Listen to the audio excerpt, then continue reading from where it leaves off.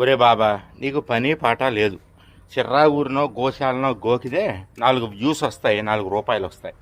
నాకు అలా కాదు. ఓ పక్కన గోశాల పనులు, ఓ పక్కన పూజలు, ఓ పక్కన 30-40 లక్షల మంది ఫాలోయర్సు, వాళ్ళు వేసే ప్రశ్నలు వాట్సాప్లో పెట్టేవాడికి సమాధానం చెప్పడం, చేయడం, ఎర్రటెండలో పనులు, ఇన్ని పనులు ఉన్నాయి.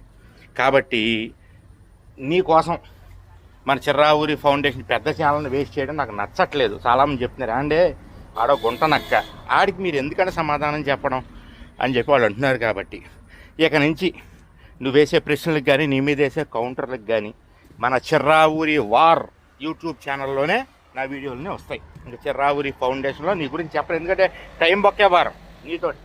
ఎందుకంటే నీకు పని పాట ఏం లేదు. నాకు అలా కాదు, 100 పనులు ఉన్నాయి, 100 వ్యవహారాలు ఉన్నాయి. అందుకని చెప్పి ఇక నుంచి ఏదైనా సరే నీకు సమాధానం చిర్రా ఊరి వార్ యూట్యూబ్ ఛానల్లో చెప్తాను.